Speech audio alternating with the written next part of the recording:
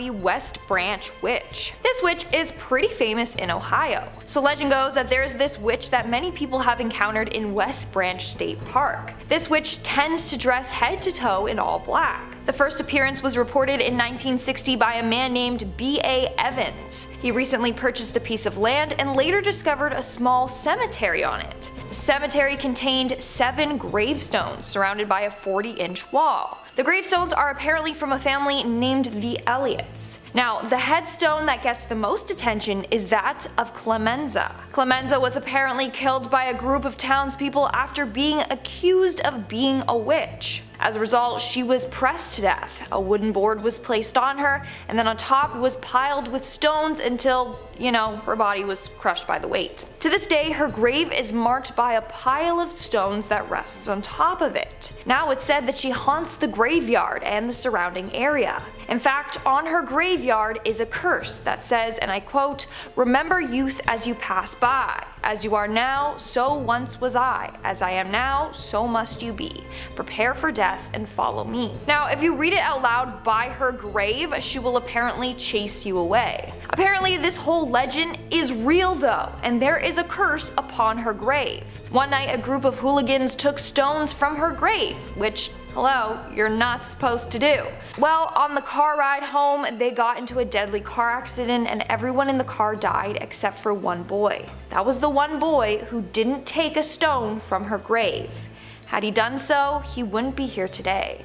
So, that is absolutely horrifying. No thanks. Moving on at number 4, we have Moll Dyer. Legend goes that Moll Dyer was a witch that lived in Maryland in the 17th century. But there are no historical records of her existence, so it might have just been a legend passed down from generation to generation. Either way, it's quite creepy. So the story takes place during a brutal winter in 1697. During this winter, there wasn't a lot of food available. In fact, many residents sadly passed away from starvation. Then there was Moll Dyer. She lived basically isolated from the community. Some say she wanted it that way since she was on the run after killing her husband. Well, one cold winter night, a group of vigilantes were like, let's just take her down. So they burnt her house down and chased her around with pitchforks, calling her a witch. Moll did manage to escape, but kept running until she fell upon a large boulder. She ultimately froze to death on that boulder. Several days later, a young boy found her corpse. Her body was frozen with one of her hands on the boulder, the other outstretched up towards the sky. Some say she froze to death, putting a curse on her tormentors and the town. What's scary is that the rock that she died on is still on display in this town. In fact, her handprint is imprinted onto the rock for eternity. And Moll Dyer's curse is still effective to this day. All men responsible for her death and their ancestors will suffer for the rest of their lives. They will be cursed with bad luck. In fact, it's said that her tormentors got sick and some passed away. Others had their land become barren and their livestock died. All from the curse that Moll Dyer put on them. In our third spot today, we have the Aswang. A subscriber actually brought this next witch to my attention, so I thought I would include it in today's video, and hopefully I pronounced the name right, okay? So this witch is a shape-shifting evil spirit. It's not just a witch though. It can also transform itself into a vampire, a werebeast, and a ghoul. But unlike normal vampires, this creature can go out during the day and they aren't harmed by the sunlight, and they don't also sparkle. During the day though, they are often seen with bloodshot eyes because they just spent the entire night searching for houses that are holding wakes so that they can then go in and then steal the bodies and then eat them. No need to worry though, they don't attack during the day, that's when they're at their weakest. Plus, they only attack in the darkness because that's when they believe that God is asleep. But when they do hunt, they go after the young and feast on their hearts and livers. In fact, they have this thing that comes out of their mouth and then can reach into a mother's womb to suck the baby out of them while the mother is asleep. Isn't that horrifying? It is. But wait, it gets worse. Apparently humans can choose to turn into this creature if they so desire. To do this, they have to tie a fertilized chicken egg to their stomach. The chick will then pass through their flesh, and once this happens, they have to bury the shell in a bamboo tube with coconut oil and chicken poop. After that is all complete, they will gain the powers of this monster. And it sounds like I just made that all up, but I swear that's part of the legend. What's horrifying is that this witch moves quickly and silently. They are super tiny so that they can hide behind things with ease, so you'll never be able to hear or see them coming. Now, these witches are said to be extremely wicked. If you ever cross one, they'll make sure you will pay. They'll put a curse on you so that bones or insects will come out of your bodily orifices. Like, imagine just sitting there and then all of a sudden a spider crawls out of your eye, or you start coughing up bones. Yeah, no thank you. That's why these witches are so highly feared. Coming in at number 2, we have the Bell Witch. This is one of the creepiest stories out there because it involves a real life witch and a real life curse. So it all started back in the early 1800s with a man named John Bell. Now, John lived in a Tennessee farmhouse with his family. All was going well until one day he saw this weird creature. He described it as a dog-like creature, but with a rabbit's head. He tried to shoot at it, but nothing happened. Then John's daughter Betsy started to witness freaky things as well. In fact, on a number of occasions she was attacked by an unseen force, as she described it. Then other weird spooky things would happen, like they would hear chains being dragged through the house, or gulping and choking sounds and scratching at their bedposts. Finally, after months of tormenting, the entity finally spoke to them. Turns out that they were being haunted by their former neighbor, Kate Batts, who was actually a witch. She was dead set on destroying the family, especially John. She wanted to kill him. She never said why though, and I want to know why. Over the next 3 years, Kate tormented the entire family daily. She cast a number of spells on John from her grave. As time went on, John actually became weaker and weaker, until 1829 when he was found dead with a small vial of liquid near him. Apparently Kate, the Bell Witch, gave John this poison and he took his life. After his death, Kate stopped tormenting the family. So again, I want to know, what did John do to Kate to make her come for him? Like, seriously, I'd never want to get on her bad side. And in our number 1 spot today, we have the Chedipe. The Chedipe is this creepy witch/vampire creature from India. Legend goes that this creature is formed after a woman passes away during childbirth, or after a woman takes their own life. You know the succubus demon? The demon that presents itself to men during sleep and tries to have their way with them and then can kill them? Well, this is the Indian equivalent to the succubus demon. This witch rides on a tiger during the night. She then sneaks into your home without disturbing anyone and attacks men in their sleep. She will then suck the life out of them through their toes. Yeah, you heard me, their toes. I don't know why she wants those hairy stinky things near her face. Don't ask me. Anyways, some versions of this legend say that she has the power to change her form. She can transform into a tiger with all tiger features except one human leg.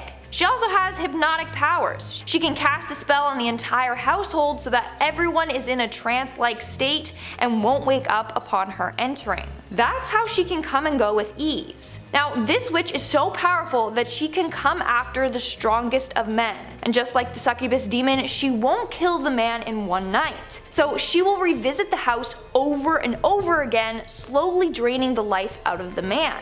She draws out his death, with the men falling weaker and weaker and not knowing what's causing it. Eventually he will grow so sick and pass away, and no one will know that this witch was to blame. The Scottish witch from the woods. I stumbled across a Scottish story about a witch where they were unable to discover her name. Hundreds of years ago, when Scotland was still being first developed, there was a village in the north of the country. This village was positioned directly next to a forest that they wanted to chop down and expand into. When they began their process of chopping down the forest, a witch, or the Witch of the Woods, came out and warned them that if they continued, she would curse their entire community. The women would become infertile, the crops would never grow, and people would go missing. Fearing for their safety, the group came to an agreement with this witch, where they were allowed to chop down a small section of the forest in exchange for leaving one sack every harvest of grain or produce by the edge of the forest. This agreement held true for quite a while until the community started to get less fearful and more greedy. They decided to go against this witch and chop down the rest of the forest without fear of consequence. When the witch came out of the forest again to address their betrayal,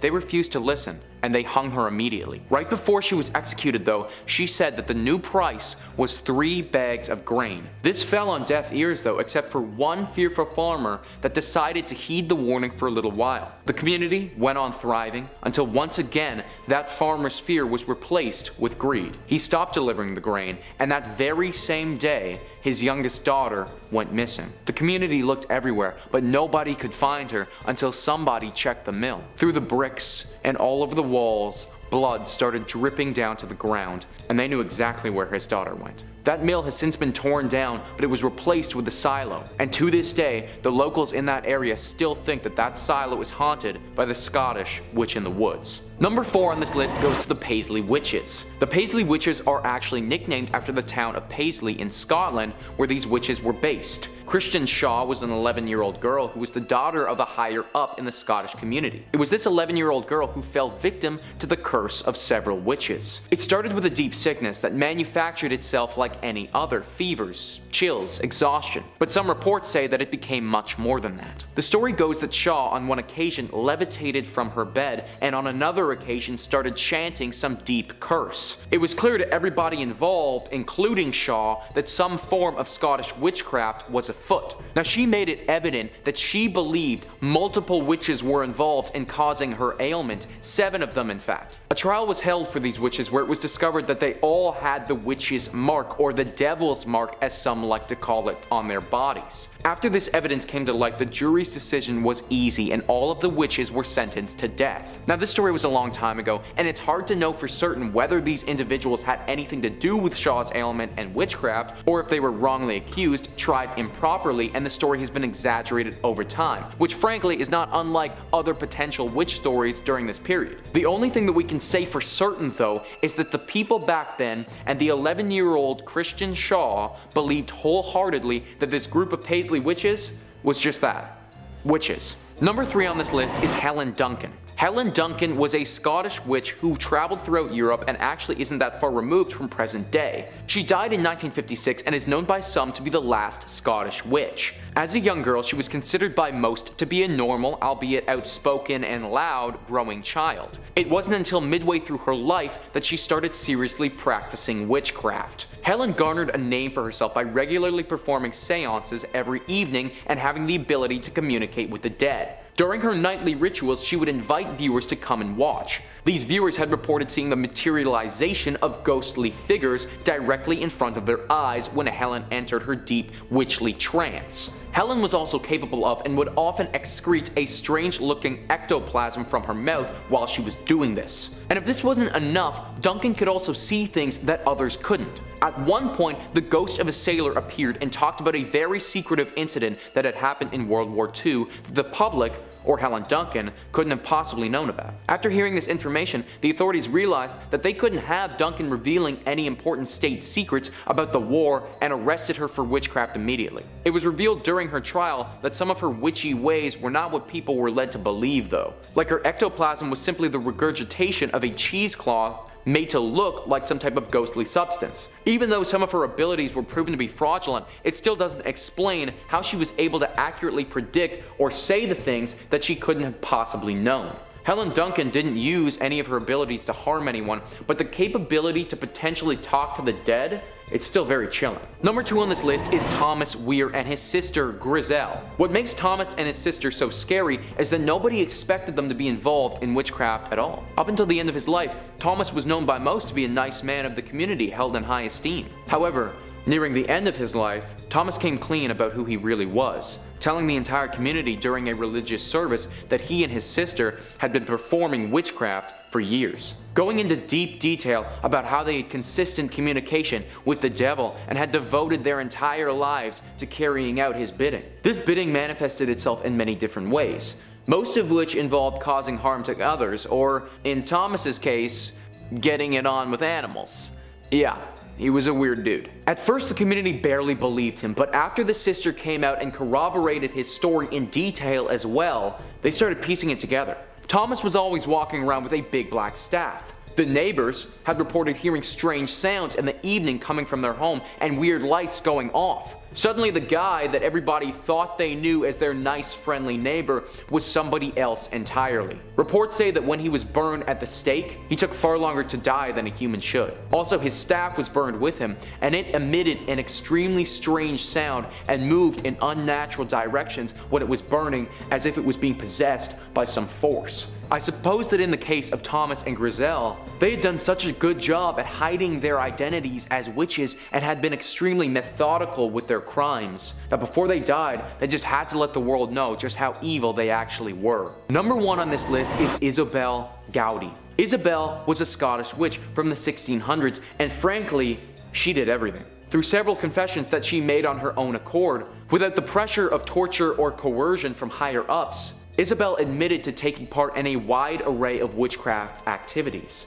She admitted that she had freely let the devil suck blood from her neck and that she had romantic relationships with the devil before. She admitted to taking the body out of child's graves and using it in a ritual to destroy people's crops. She said that she had made clay effigies or voodoo dolls of someone's children and used these to harm and even kill them. Isabelle was also part of a coven, a group of witches whose intentions were evil and had the ability to change their form into animals. She described in detail the brutal murders that she had committed for the devil and her fellow witches. She even offered up information about spells they had used to inflict illnesses on people, uttering some of them to the council she was confessing to. Now, it's unclear exactly why Isabelle decided to confess to these heinous crimes and oust herself as being a witch. She had to be aware that confessing to these crimes of this nature would surely mean her execution.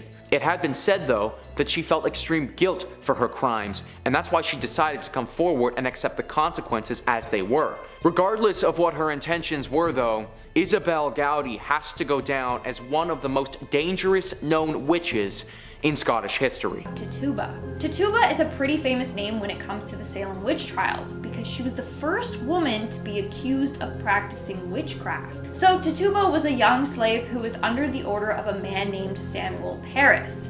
She was in charge of looking after his daughter and niece, among other things.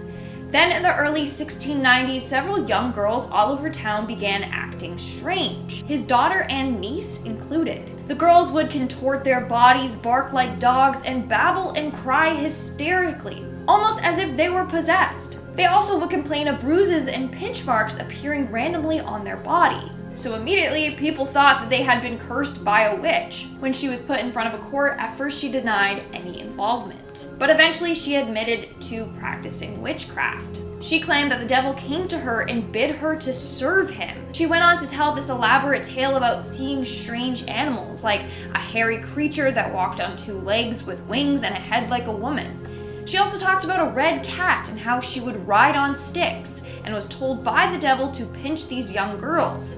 She also claimed that a big black dog came to her and told her to hurt the girls.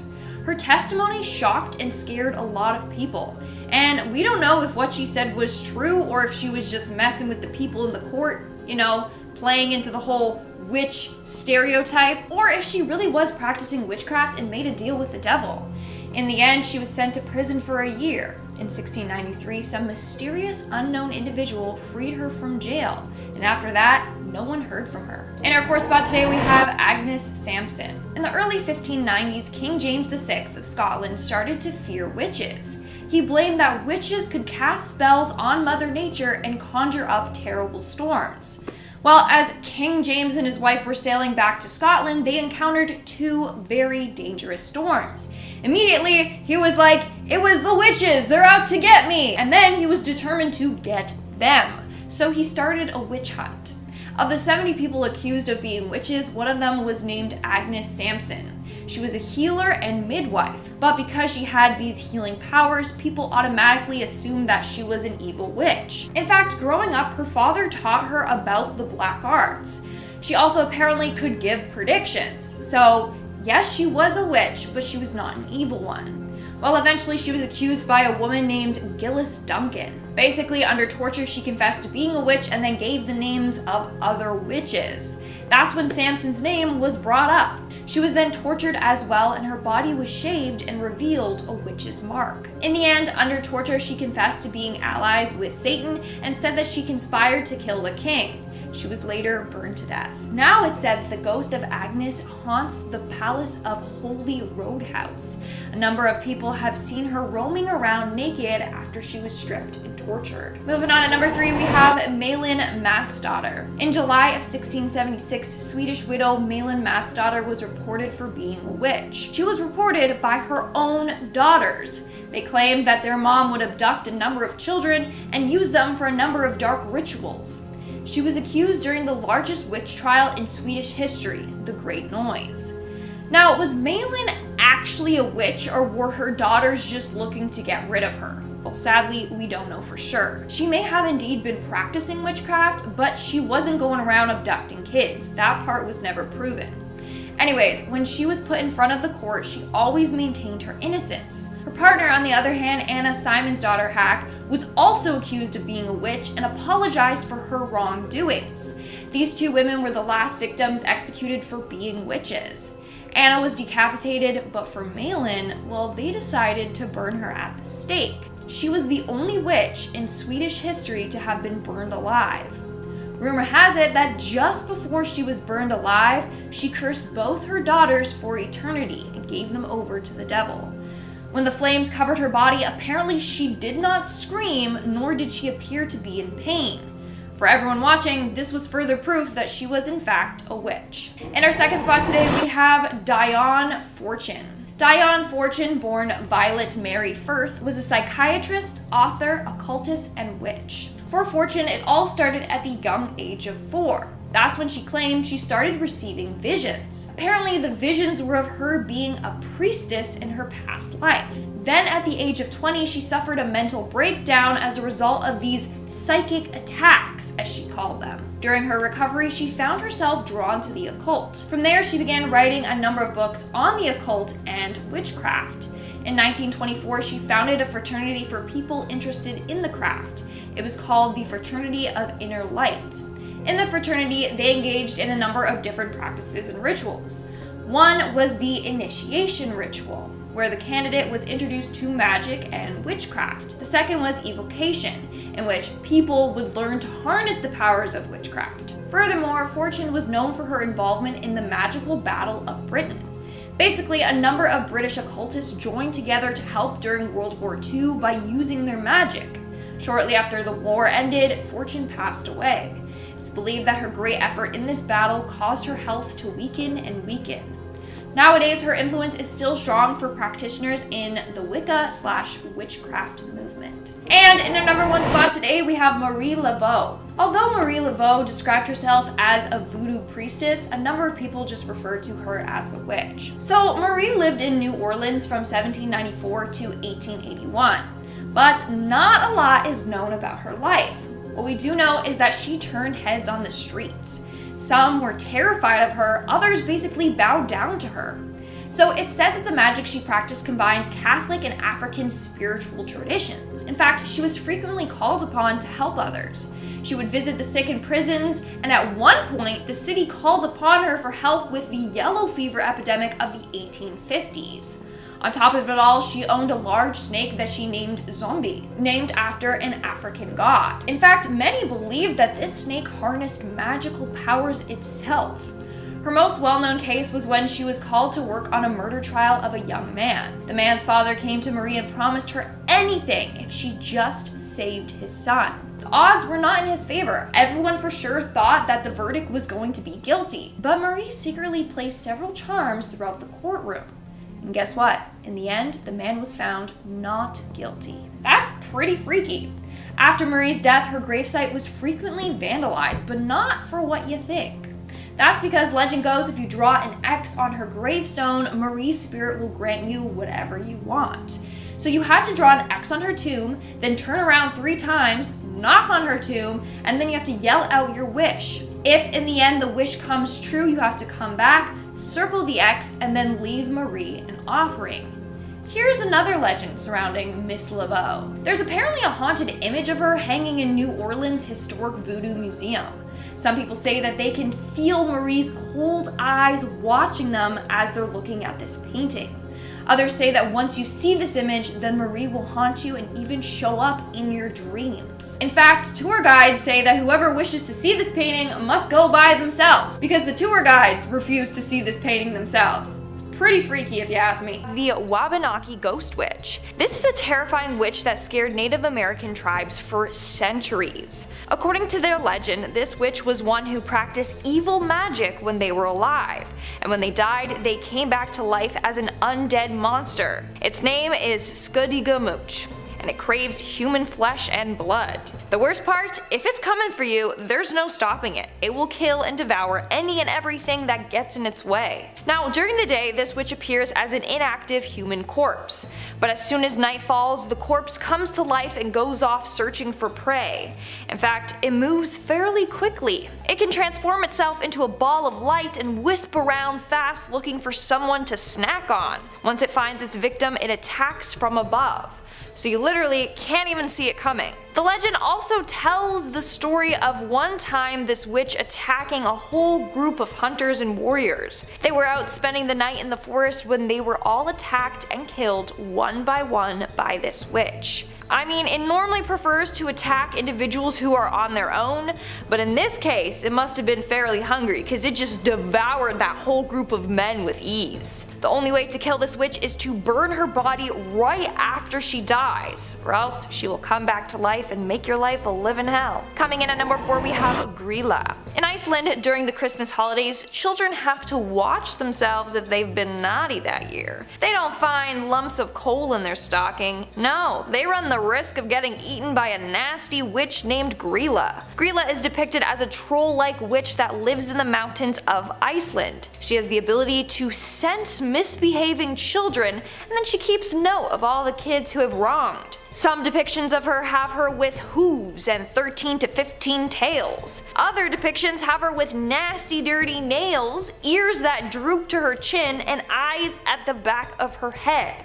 Also, she's massive. You definitely don't want to get on her bad side. Did I mention that she likes stew?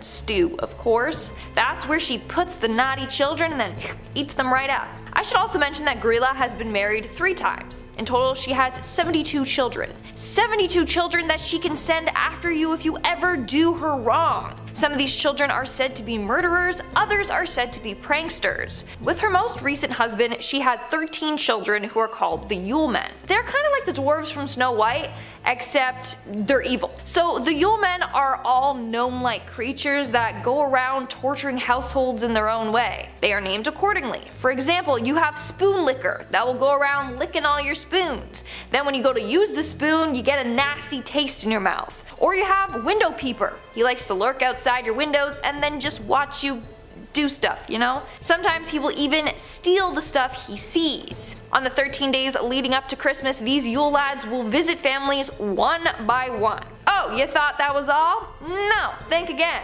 Grilla also works alongside the Yule Cat. The Yule Cat is this monstrous beast that is said to tower above even the tallest houses. On Christmas Eve, she goes around eating So not only do you have to worry about Grilla, but you have to worry about her evil kids and her vicious cat that she can send after you as well. Moving on to number 3, we have Nailbot. In 1990s, families in Bangalore were worried after hearing a story about a scary witch named Nailbot. Story goes that one night a family was about to go to bed when they heard the sound of one of their family members' voice coming from outside. The father of the house opened the door about to welcome them in, but when he did, to his horrors, it was not his relative. Standing before him was an old woman, but before he could even say anything, this woman attacked him and instantly killed him. The next day, something similar happened to another family. It was late at night, they were about to go to bed when they heard a familiar voice outside. This time, the old woman attacked and killed the man with her nasty sharp nails. After a number of deaths in the village, everyone got spooked. They thought this was the works of a serial killer, but no,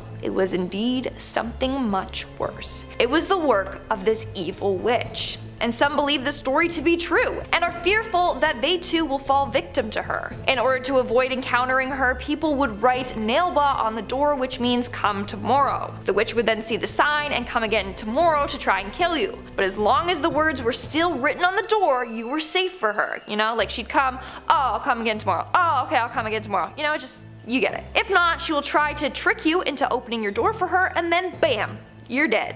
In our second spot today, we have La Lechuza. This is a popular witch in Mexican folklore. Legend goes that Lechuza was a woman that was caught practicing dark magic. The townsfolk were horrified and as a result had her killed. But Lechuza never fully died.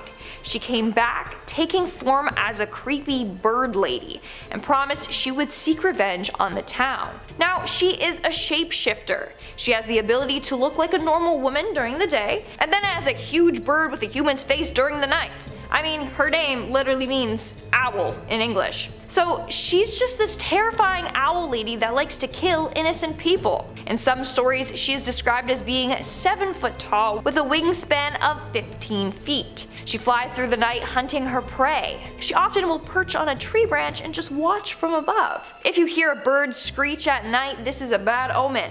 It's a sign that Lechuza is out looking for her next victim, and it could be you. Also, this witch can pretend to be a baby to trick her victims. She can disguise her voice and cry outside your door, so you're like, oh no, someone left a baby on my doorstep, and then you go outside and it's not Harry Potter left by Dumbledore. No, it's Lechuza, who will swoop down and carry you away with her sharp talons. She has the strength to carry a full grown man, so no one is safe. She's also known to attack from windows. You might be trying to sleep when all of a sudden you hear this annoying whistling or screeching noise coming from outside your window. You get so annoyed you whip the window open and bam, she'll attack you and scratch your eyes out. She's also known to run people off the road, so she's definitely someone you don't want to take on. And in our number 1 spot today we have Black Annis. Black Annis is a tall, nasty witch from English folklore. She is depicted as having a blue face with glowing eyes, long sharp teeth, and claw-like fingers, which she uses to rip the skin off of her victims. So this witch is said to haunt the countryside of Leicestershire. She waits in the woods there until she finds herself the perfect victim.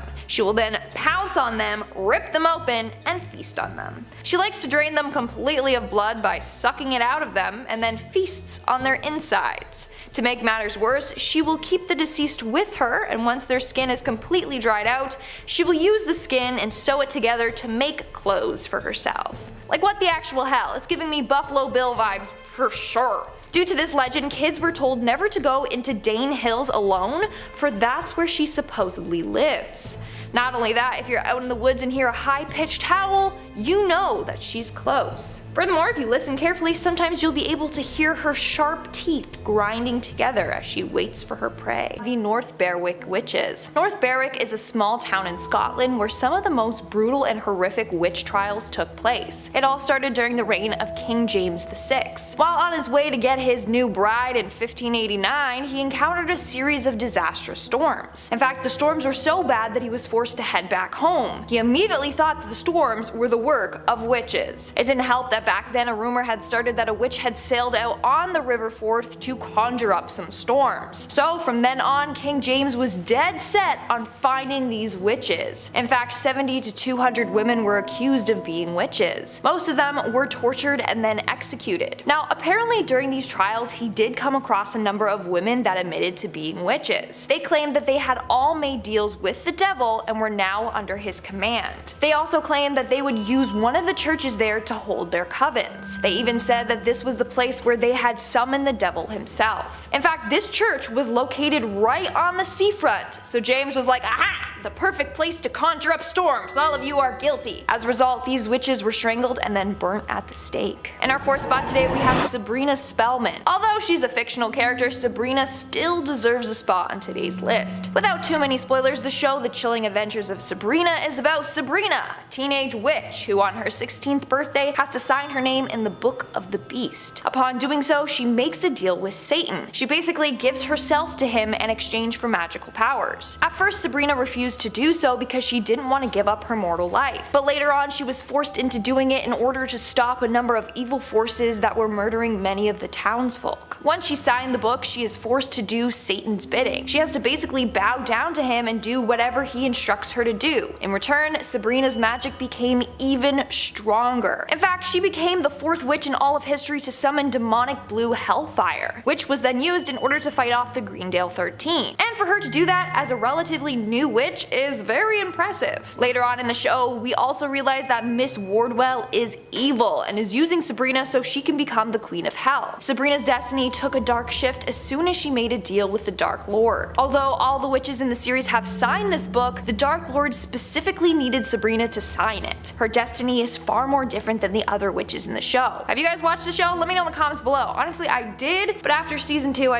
I couldn't anymore. Let me know your thoughts though. Moving on at number 3 we have have Lilith. Now, the description of Lilith varies depending on your beliefs. In Jewish folklore, Lilith is a female demon. In Luciferian witchcraft and Luciferianism, Lilith is described as the consort of Samael. Other people believe that she is the wife of Satan, or that Lilith was the first wife of Adam. But she wasn't that obedient to him, and Adam didn't like that, so Lilith left. Then God made Eve, who was more obedient. Lilith became jealous and turned into the snake that made Eve take a bite from the apple. The two were banished from the Garden of Eden, and Lilith turned into a demon. Her main goal: to get revenge on all men. Then you have the people that believe Lilith is a child-killing witch. She wasn't able to conceive, so she was jealous of pregnant women and would go around killing them or stealing their babies. In this case, we are looking at the version in which Lilith is a witch, obviously. In this case, Lilith is working alongside Satan to do his dark bidding for him. Their deal is that if she's with him, then she will work for him. But she's not always obedient. In fact, she has gotten frisky with other men. In the TV series Supernatural, Lilith is depicted as a white-eyed, powerful demon. She is said to be the first human that made a deal with Satan and promised to serve him. As a result, she became the first demon. In the Chilling Adventures of Sabrina, we end up finding out that one of the characters, Miss Wardwall, is actually Lilith. She is referred to as Satan's concubine and the mother of demons, and of course, she's a witch. In fact, she is said to be the first witch in existence. She made a deal with Satan, or the Dark Lord. According to her story, she was wandering the wasteland aimlessly when she encountered Lucifer, the fallen angel. She made a deal to heal the wounds caused by the loss of his wings, if he in return helped her. She then pledged allegiance to him and became his handmaiden. In the end, Lilith wants to become his queen, which is why she goes to the extreme lengths to do whatever he tells her to do. Moving on to number 2, we have Sarah Good. Now, if you have seen the Fear Street trilogy on Netflix, then chances are you might be a little familiar with this story. The movie was loosely based off of the real witch, Sarah Good, but in the movie they changed her name to Sarah Fear. So Sarah was one of the first 3 women that were accused of witchcraft. It was her, Sarah Osborne, and Chedipe. These 2 other ladies were said to be real witches, and when they were accused, they brought forth Sarah Good's name, saying that she was a witch too. Little tattletalers. The townspeople were quick to believe this because Sarah never attended church. She lacked self-discipline and self-control, and she was 38, but apparently she looked like she was 70. That, combined with the other ladies' testimonies, had everyone against her. In fact, apparently when she was brought in front of the court, a number of witnesses began to twitch and rock back and forth and moan. So they were all like, damn, she's definitely a witch. Look at what she's doing to the people that accused her of being one. Not only that, but her own husband and daughter even admitted to Sarah being a witch as well. And then things kept getting worse and worse for her. At one point in her trial, one of the accusers started acting out and claimed that Sarah attacked her with a knife. In the end, of course, she was found guilty of witchcraft and was sentenced to death. But just before her death, she made a deal with the devil to curse a priest. She said, and I quote, "I am no more a witch than you are a wizard, and if you take my life, God will give you blood to drink." Now, when she died, apparently the priest and his land both became cursed, just like Sarah claimed it would. To this day, it's said that Sarah continues to haunt the town, searching for those that have wronged her. And in our number 1 spot today, we have the Bowness witches. In 1679 in Bowness, Scotland, a number of women were accused of being witches. These women were Annabelle Thompson, Margaret Pringle, Margaret Hamilton, Bessie Yicker, and another woman named Margaret Hamilton. Now, during this time, the hype and fear of witches was dying down. So people were shocked that out of nowhere 5 women were being accused. But rumor has it these women had renounced their baptisms and had been in contact with the devil on a number of occasions. They apparently had eaten, drank, danced, and had intercourse with the devil. Annabelle Thompson even admitted that she had made a deal with the devil for a better life. She had been widowed twice, and so she turned to the devil for help, and in return she would be loyal to him. She then invited the other women to come over and do all these things with the devil with her. The women then apparently formed a demonic pact with each other and Satan. One of the Margaret Hamiltons also admitted that she had met the devil. She claimed that the devil came to her in the form of a black dog. And she said that she was his servant for 3 decades already. And another was accused of using her witch magic to help get wealth. As a result, all the witches were found guilty and were strangled at the stake before being burned to ashes. In Slavic folklore, Baba Yaga is a witch who appears as a deformed or ferocious looking old woman.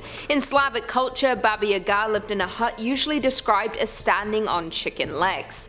Baba Yaga may help or hinder those that encounter or seek her out. If she decided that she does not like you or wants to help your cause, you would meet a violent end. Baba is an ogress who steals, cooks, and eats her victims, usually children. She once lived in a hut surrounded by human skulls and a spike as to warn off those who might try to approach her.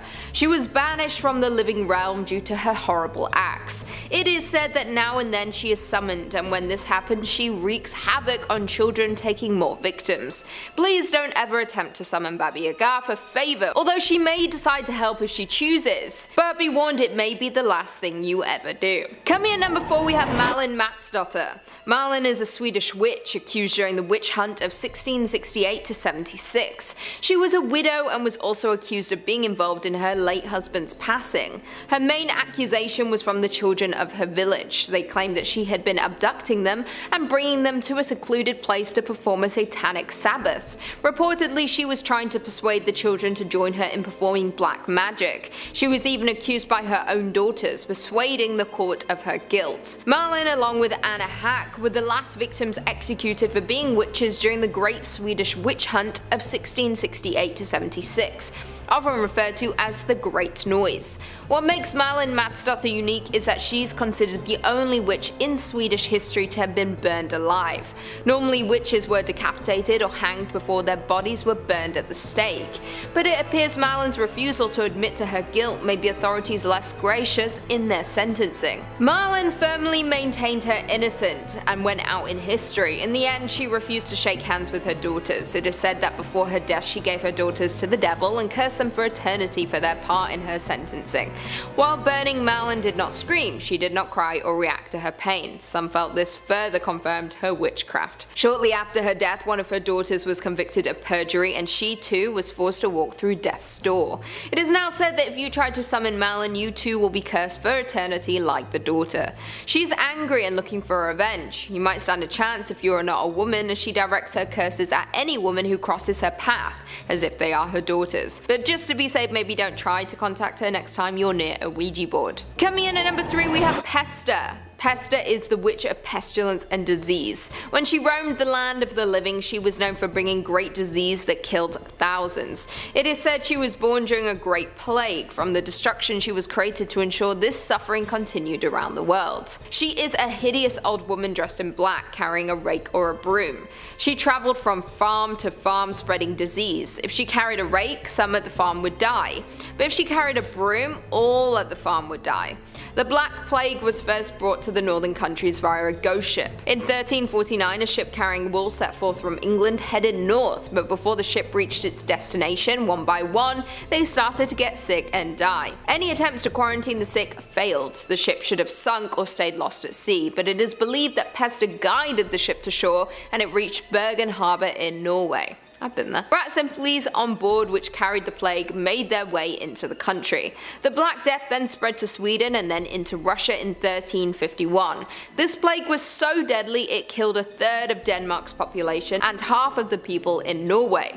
It is said that if you did try to summon her, she would bring with her a great plague. Maybe someone was messing around with her in December of 2019. If so, please never do that again. Coming in at number 2, we have Vet. Vet, also known as Mare, is a young woman who would bring bad dreams to people by sitting on them while they slept. She causes sleep paralysis in her victims. Mare often appears in Germanic folklore. She takes many different shapes and sizes. The tale of the Mare might be connected to old hag syndrome. You wake up and you can't move. You feel an immense amount of pressure on your chest that makes it difficult to breathe.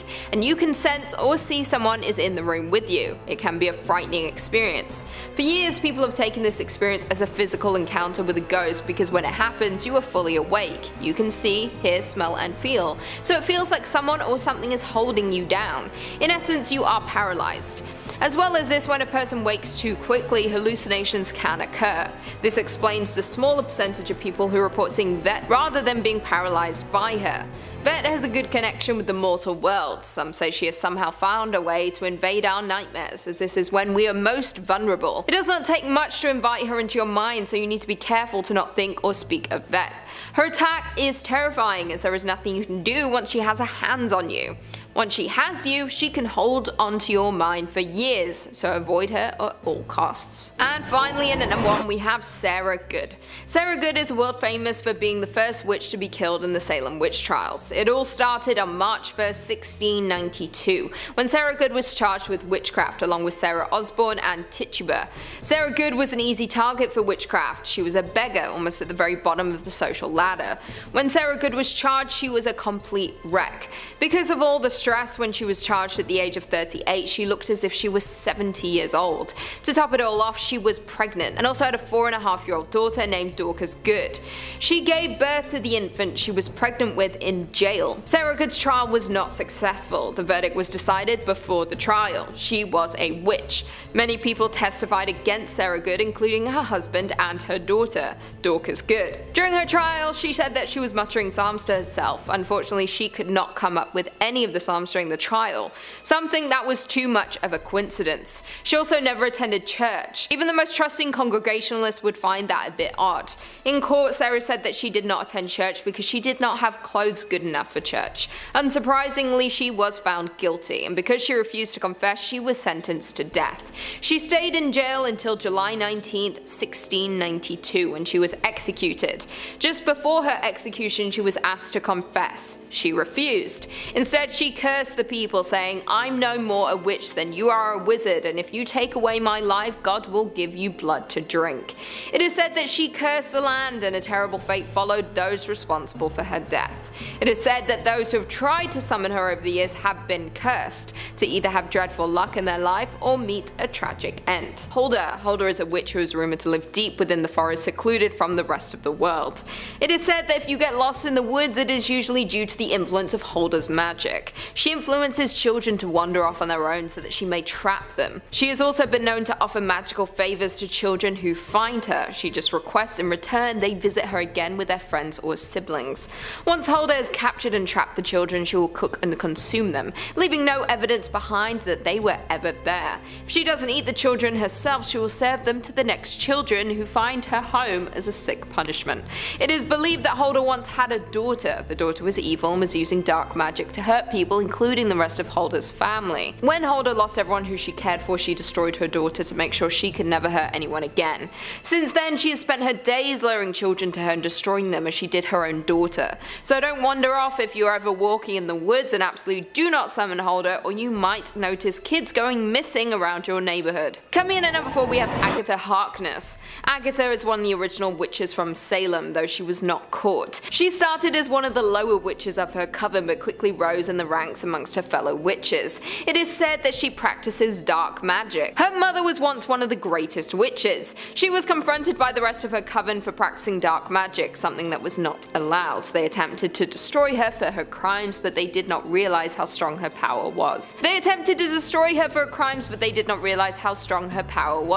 She drained the power from every other witch in the coven, including her mother, making her the most powerful witch in Salem. It is said that since then she has continued to practice her dark magic, never encountering a witch as powerful or as cunning as she is. She is an evil witch who can manipulate the minds of those around her to commit horrible acts. She is not someone who you would like to cross or make angry. She also has the ability to wipe the memories of those who she controls, meaning they don't even know that it was not their decision to commit their crimes. It is said she still resides in Salem, where her coven once called home. Although it is not clear where, there are a number of historical sites in Salem one could visit if looking for Agatha. If you did want to contact her for some dark reason, it does not come easy. You have to make a sacrifice for her to bother making an appearance. She requires a personal sacrifice of something that you love, whatever that may be for you. Maybe burning your childhood toy or something else you were attached to emotionally. If you do summon her, you might not get what you wanted. If she likes you, she might grant whatever you seek, but if not, you might unleash a great evil not only on yourself but back onto the world.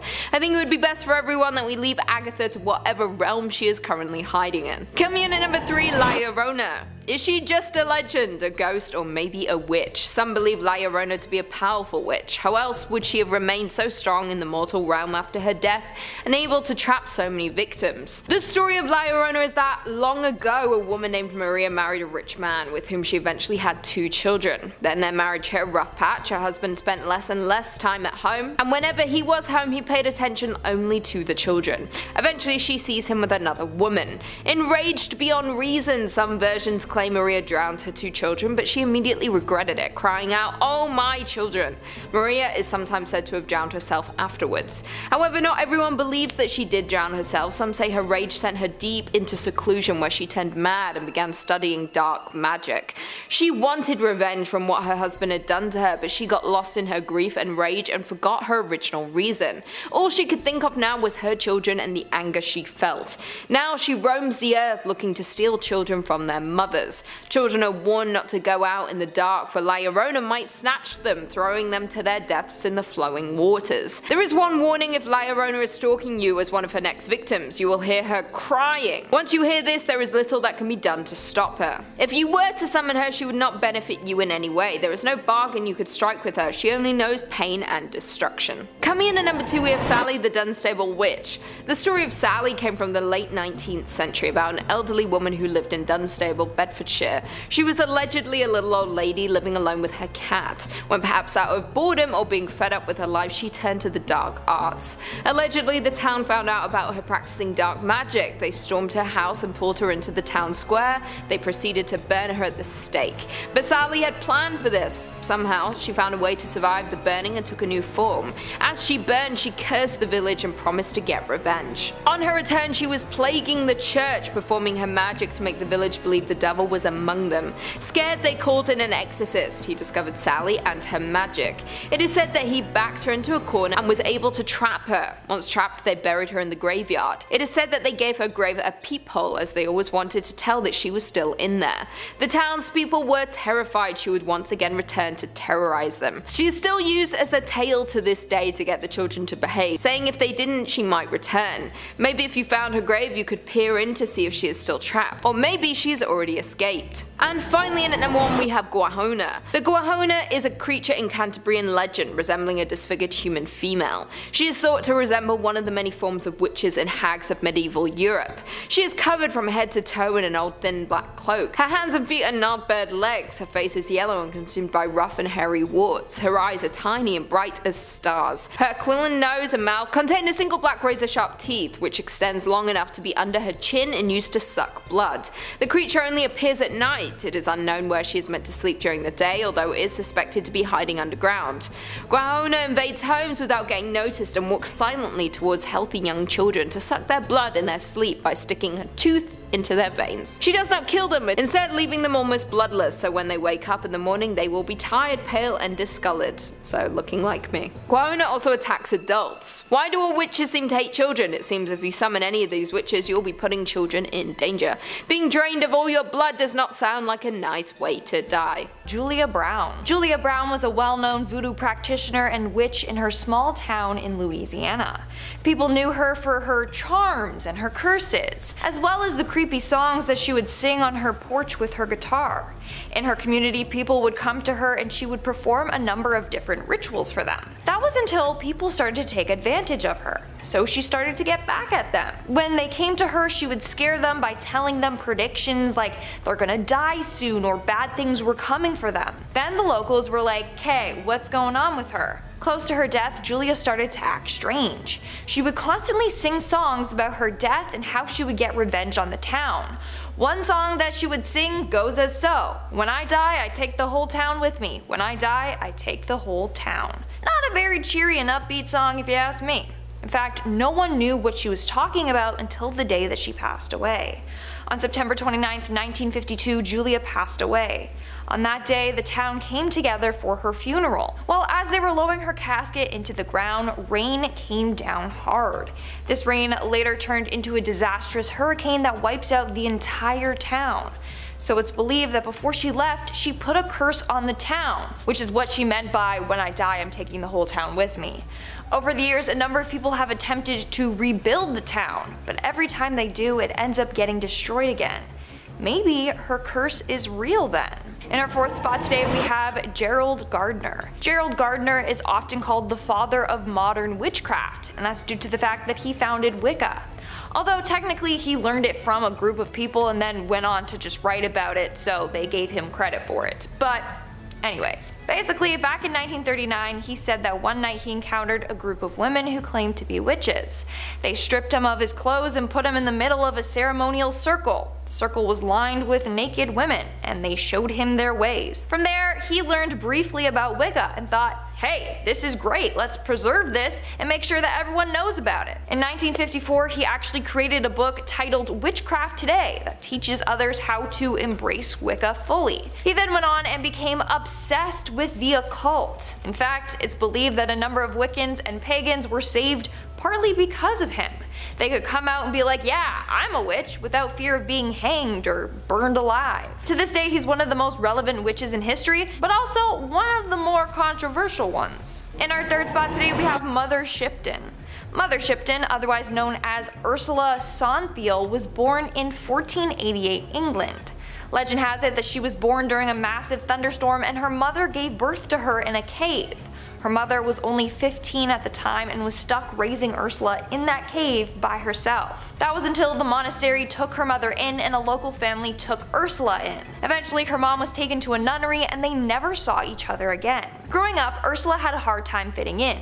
She had a large crooked nose, her back had a bend in it, and her legs were twisted. So right off the bat, people were like, yeah, she's a witch, just because of her appearance. In fact, people would bully her and call her hag face. Others believed her father was the devil. It didn't help that her mom refused to tell anyone who the father of her child was.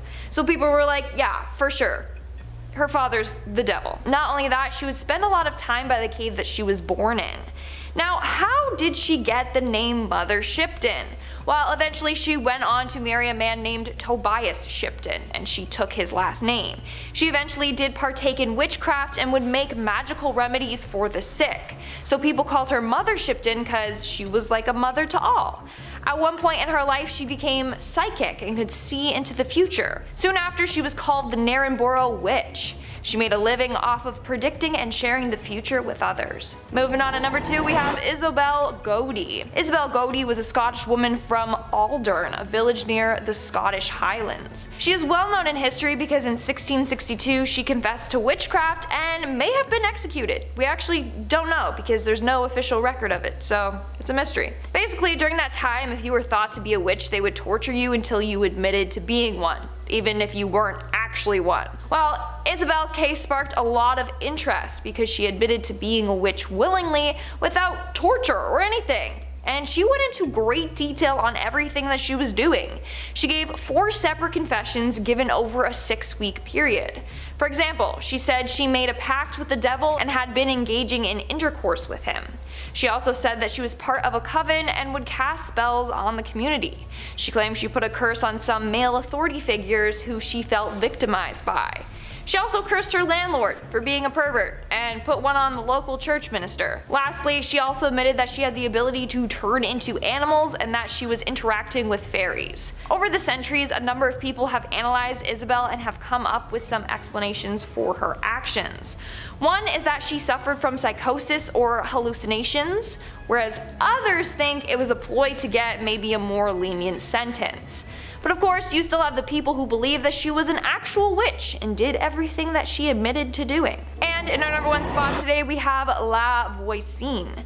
Catherine Montvoisin or La Voisin was a witch that lived in France in the mid-1600s. Her witchcraft mainly comprised of mixing and creating potions, poisons, and medicines. She also would tell people their fortunes and would hold black masses where people could come and make contact with the devil through her. It started off with her just providing palm readings and advice for people, but then she realized that her clients were mainly women who were coming to her with spousal problems. A number of them wanted their husband dead, so she started creating the potions to help them kill their husbands and gain fortune. Then things started to get darker and darker. She began practicing dark magic and witchcraft. This involved her leading a number of satanic rituals in the catacombs under her home. One time she even spilt the blood of an innocent victim as a sacrifice for the devil. Eventually, Catherine was arrested for practicing witchcraft and for being involved in a number of murders. She was publicly burned at the stake in 1680. This is a terrifying Christmas witch. Christmas is usually a time of togetherness, happiness, celebrations, and lots of food, right? Well, in Austrian and Bavarian tradition, people have a little bit more to fear. Everyone has heard of Krampus, the half-goat, half-demon that punishes misbehaved children at Christmas, but few have heard of the ruthless Frau Perchta. This old hag is not to be underestimated. Perchta is often depicted as a crone with an iron-beaked nose, dressed in rags and sometimes carrying a cane. The other thing she carries is a bit more sinister, a massive knife hidden under her skirt, and she certainly loves to use it. You don't get the nickname Belly Slicer for no reason. Legends say that the witch punishes bad children and rewards the good. Sounds a bit like Santa Claus, however a lump of coal sure beats what her punishment entails. Frau Perchta apparently hates children who are dishonest and will scrape their tongues if they lie. Unfortunately, being an adult won't save you from the Christmas witch. Frau Perchta has a thing about domestic cleanliness and will punish women if their homes aren't clean enough. Ladies also feel her wrath if they leave their flax unspun, but the punishment doesn't seem to fit the crime. By the 12th night, or January 6th, if your home is messy, your flax left unspun, and you didn't leave out a bowl of porridge for her, Frau Perchta will slice open your belly with her long knife, remove your organs, and fill your insides with rocks and straw. So if you want to avoid being disemboweled by Frau Perchta, maybe skip out on summoning her this Christmas. Coming in at number 4, we have Isabelle Goudie. Isabelle Goudie is a Scottish woman made famous for her extremely detailed confession of witchcraft in 1662. Unlike many other women at the time, she was not tortured for her testimony and willingly gave it on her own volition. Her confession apparently provides one of the more comprehensive looks into European witchcraft folklore at the end of the era of witch hunts. As a result, she was tried and allegedly executed. In her famous confessions that took place over several weeks, Isabelle Goudie spoke about the time she encountered the devil, who she described as having cloven-hoofed feet. She admitted to being in service to the devil, also claiming to have slept with him. Goudie spoke in great detail about her coven's activities, like their abilities to shapeshift into animals. She detailed the different charms and chants she would use, and also said she was once entertained by the Queen of Fairies in her home. The details surrounding her execution are muddied at best. There's speculation that she was strangled and burned, while others say she was most likely beheaded. Coming in at number 3, we have Jenny Greenteeth. Straight from English folklore is Jenny Greenteeth, a bit of a Party City looking witch if you ask me, but she's not someone to cross. This witch has a myriad of different names like Wicked Jenny or Jenny Greenteeth, but her MO is all the same. The water-dwelling hag is said to have an affinity for drowning the vulnerable. This legendary witch has a bit of a monstrous appearance with long arms, sharp teeth, and wild hair. Her skin is a grotesque shade of green and resembles duckweed, a type of weed that is one of Britain's most common small water plants. Because of this, she's often associated with ponds and rivers with the weed growing on it, and it's said to be an indicator of her presence. From the 19th century onwards, children have been warned to steer clear from bodies of water, with the threat of Jenny Greenteeth drowning them. It was also said that if they stuck around a pond too long, her long arms would drag them into the water. Elderly folks will also suffer the same fate should they not listen to the warnings. Fun fact, Jenny Greenteeth actually inspired Meg Mucklebones in Ridley Scott's Legend. In at number 2, we have Moll Dyer. Moll Dyer has a bit of a tragic backstory, but her legend still runs strong in the community in which she lived. In 17th century Leonardtown, Maryland, Moll Dyer was an old woman who was accused of witchcraft and ultimately suffered a fate similar to those of the Salem witch trials. Although historical records have yet to prove her existence, there were several Dyers in the area at the time, so it's possible that Moll was simply a nickname. Despite this, there's a street, a stream, and a large rock named after this alleged witch. Legend goes that Moll Dyer was an old hag who lived a semi-isolated life on the edge of town. The townspeople feared her, and the ambiguity of her origin sparked a flurry of rumors. Some believed that she had killed her husband and was on the run, and others believed she was driven out of her previous hometown. There was speculation that she was a healer, and after a series of misfortunes plagued the town, Moll Dyer was blamed and labelled as a witch. On a freezing winter night, the townspeople gathered outside of her home with torches and pitchforks in tow, setting fire to the ramshackle home. Moll Dyer narrowly escaped the angry mob and took off deeper into the woods. Several days later, her body was discovered frozen solid on top of a large boulder, with one hand stretched out to the heavens as if cursing her tormentors.